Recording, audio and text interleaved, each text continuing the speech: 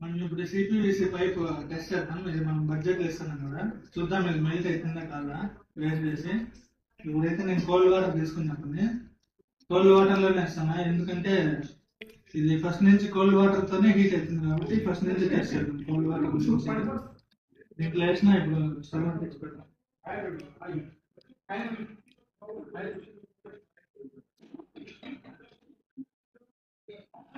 ఇదైతే స్టవ్ మీద పెట్టేసిన.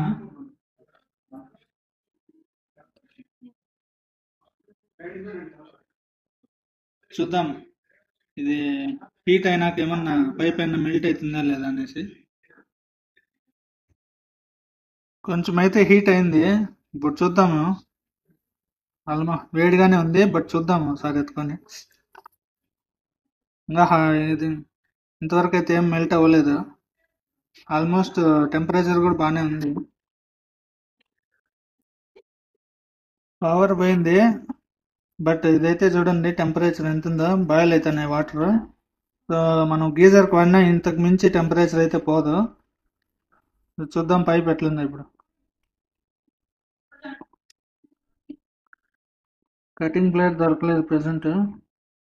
పైప్ చూడండి, నేను ఇంకా స్ట్రాంగ్గానే ఉంది, ఇంకా గట్టిగానే ఉంది, ఏమాత్రం మెల్ట్ ఏం లేదు. మెల్ట్ అయితే మీకు షేప్ అవుట్ అయిపోతుంది పైపు, బట్ ఇప్పుడు చూస్తే మీరు యాజ్ ఇట్ ఈజ్ ఉంది. మీకు ఒకసారి సౌండ్ కూడా వినిపిస్తా చూడండి. మెల్ట్ అయితే ఈ సౌండ్ రాదు, మెత్తగా అయిపోతుంది పైపు. సో పైప్ ఇంకా స్ట్రాంగ్గానే ఉందన్నమాట. సో మీకు బడ్జెట్లో కదా పైప్ మెల్ట్ అయిపోతుంది అట్లా డౌట్స్ ఏం అవసరం లేదు, పైప్ అయితే మెల్ట్ అవ్వట్లేదు.